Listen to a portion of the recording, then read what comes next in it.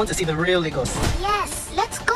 No wahala. Welcome to Lagos, Nigeria. Lagos traffic. It's no respect of persons. Hi, welcome back to my YouTube channel. So in today's video, I'll be doing a movie review of the movie Iwaju, which is a Disney movie in collaboration with Kugali.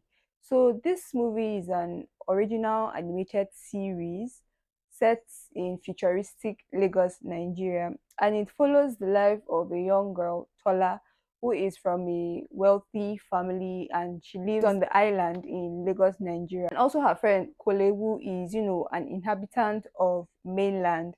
And it just takes us through the adventures they both get up to in going down to the mainland and, everything that transpires from there basically.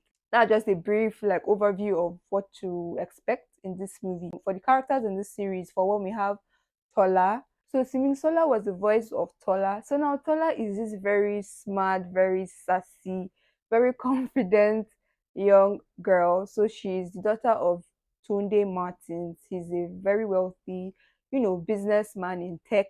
And she is very adventurous. She's very curious. Like she wants to experience new things. She wants to do things. Episode 1 opens up with her, deceiving her dad's driver, God's power, to accompany him to pick, her dad up from the airport. And, she was so excited to go all the way to the mainland to pick her dad. And she has a lot of questions. She's very kind. She's very loving. She doesn't see any difference class in terms of who is wealthy and who is not. She doesn't treat anybody anyhow. And she's just a very sweet, very loving, very confident, sharp-mouthed young girl. So yes, so Tola is the main person in this series. Then the next person I'm talking about will be her friend Kole. So Kole is from the mainland. He's a poor boy. He works at Tola's house as the family gardener, and he's a very smart, very ambitious young boy.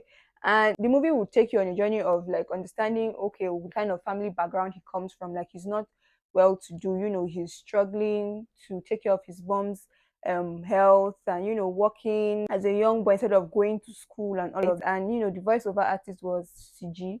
Then also you get to see Tunde Martins, who happens to be Tola's dad. So Tola's dad is a very busy businessman, so busy to the point that he forgot his daughter's birthday. He wasn't always wealthy. He once grew up in the poor part of Lagos, from Ajegunle. He is trying his best to not let expose his daughter to, the kind of life he had starting up. And a lot of kidnapping going on the island. So he's also trying to find a way to prevent that from happening. So he's working on a robot of some sort that can help kids and protect kids from all these kidnappers. So he's a very sweet dad, but he's also very distant from his daughter because of he's so focused on working and protecting her that he forgets the little things. He forgets spending time with her, talking to her and just being there for her. But he would make up for all of that later on. Another character in the movie would be Bode, who was the villain in this story, of course. So he was the kingpin of this gang of kidnappers, and the voiceover artist for this was Femi Brand. His voice, there's no way you hear the voice and you would not know it is Femi Brand. It was so amazing. The character Bode was a typical bad guy. His story, you also get to see because the series was arranged sort of the names of the characters. So episode wise, you get to understand what it is, who these characters are, what happened to them and everything. So on the case of Bode, they gave us a scene of where he was much younger, and I think his mom, they used to work at a very wealthy man's house on the mainland, and he stole something from there. So since then he just being very angry that he got the short end of the stick. He wasn't from a wealthy background and all of that. So he was trying to avenge that he was trying to project that wealthy people don't treat people that are poor well and all of that. So his bright idea was to kidnap these wealthy kids and let their parents pay ransom if they truly want the kids back and stuff like that. So that was his thing behind, kidnapping. Another character would be Mrs. Usman, whose voice was played by Ireti Doyle. Like you would hear her voice and you know it's her. So she was her typical stern, bossy chick because she was partnered up with, Tunde Martins in this experiment that he was working on, this robot experiment. Other characters you get to see Happiness, who was right hand person for Bode, whose voice was played by Bisola Adeola, and another character you see is Sunday. So Sunday was not like the muscle in the team, the kidnap gang team. So Sunday was the muscle, the one that was doing all the heavy lifting and getting job done. There's Kole's mom, there's driver God's power, and of course, there's Otin. So Otin is this lizard robot experiment thing that the dad is working on. So basically, the dad is working on like a robot that can sort of like protect children and fight for them and just be there to save them in times of trouble. So Mr. Tunde Martins has been working on the robot, but there seems to be like a problem. He seems to be stuck somewhere. Like when the robot has to get into Ija mode, which is more or less like a fight mode, the thing just goes off. It doesn't reach its Ija capacity, sort of thing. So you get to see how Kole was able to fix that, and how the Ija mode was activated, and it was really really wonderful. So yeah, so that's that about the cast and the characters in the movie. The series also explores like the reality of the problems we face in our society. For one is the theme of kidnapping, like how it's something that's still very rampant in the society today, and especially with child kidnapping. So it also brought that into light, and also like class divide.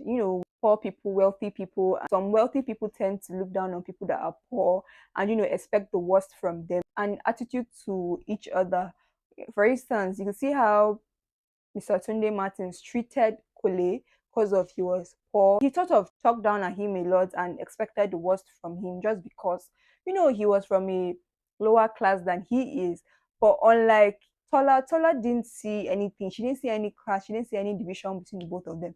She considered, Kole to be her friend. She was kind to him. She treated him like a friend. You see the thing with selfishness and greed, in the case of Bode, so his own thing, his own reason for being the way he was just because he wasn't treated well by wealthy people, and just because he wasn't born wealthy. So he felt like people that are wealthy were sort of like they were snobbish, they were rude, they looked down at others, they were proud. Was always making excuses as to justify why he was doing what he was doing. He would also come to realize that the thing he was accusing them of doing was also what he was doing. In case of his gang of kidnappers, the group, he was more or less like treating them very poorly. He was talking down at them and he was shortchanging them basically. So the friendship between Kole and Tola shows us that together, no matter the differences we may have, once we stick together, we can provide peace and tranquility, that unity can exist amongst us. We can harmonize together to achieve like a common goal. I think that was like the major message the story was trying to push. One thing I really loved about the series was how they depicted Lagos, Nigeria, cause like many, many, many years into the future, where Lagos would be like that, because it's an animation, so they did their own thing on that side. But it was also nice the way they depicted like Lagos in its full glory, with the thing with the whole island, mainland, like the whole difference in class with these two places, and also how they made it more authentic. They made it Lagos, Lagos. Like you would hear in Yoruba in this series, you would be hearing Pidgin in this series, and also like the traffic thing. Like if you know Lagos, thing Lagos is popularly known for is traffic, Lagos traffic, and they could not do without putting that into the movie, which was really really cool. And they also did the thing with flying kekes, and like how you have people selling things at the side of the road. They also infused that into the movie, because I don't even know how they did it, but it was really really cool because of they were running late to go pick her dad up from the airport, and they were stuck in traffic. So the car, being a car in the future, was able to fly, and they took the car. They were flying up in the air towards the airport, and in the process of doing that, you could also see flying people selling gala, people selling drinks, also in the air, which was really really crazy. And it was really cool. Like subtly they infused Lagos, like proper Lagos, in this movie. It wasn't just like wishy-washy, a Nigerian movie, but it was really, really cool to see all of that come into play. And also like the scenes where Tola also came down to the mainland, for her mainland adventure, like the market scenes, when Kole was trying to teach her how to price and all of that. It was really, really cool. It also shows like how children can be very curious. So parents need to be there for their kids. Parents need to create time to talk to their kids. And no matter how busy you may get, don't let your child feel out of reach. Don't let your child feel they can do things on their own without you. And let them feel comfortable and open enough to tell you things, because that was something that was lacking with the relationship with Tola and her dad, because she would not have done what she did if her dad had she had spoken to her dad. Her dad was very stern, very busy with work, and he didn't really have a lot of time to spend with her. So that was why she was a bit sneaky in going to the mainland. Of course, her whole reason for going to the mainland was just because she wanted to see. She was so excited to know where her dad is from, and like just connect with dad's childhood and stuff like that. So like children also are very curious, and if we don't manage this properly, it can end up getting them in trouble. I mean, the reality of life every day as we face is so there are dangers out there for both, young kids and for adults as well. So it just shows that we should be careful. Tola was really, really an amazing character. She was a very smart, very witty, very sassy young woman. Even in her scenes with Bode, and her scenes with Bode's gang members, it was really, really cute to see how she was talking and she was outsmarting them and all of that. The series is a very, very enjoyable one. As a Nigerian, you feel very proud, you feel very happy, like watching such animation. Iwaju is a very, very beautiful movie with a very, very powerful story to tell. It carries Lagos, like it shows Lagos to the world. It shows the future Lagos to the world, and it is also very, very nice to see like an animation that young kids, young Nigerian kids can relate to and see themselves in, and that's just really, really beautiful to see. Like I would rate the movie a 10/10 just because it is authentic to Lagos, Nigeria. It is authentic to Nigeria. It is authentic to our culture. And it's also something you can easily relate to.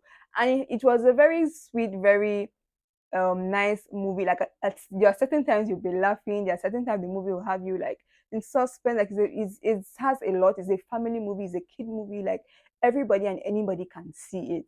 If you've seen this movie, leave your thoughts down in the comment section. If you're new to the channel, please hit the subscribe button, like, share, and check out my other videos. And I'll see you in my next video.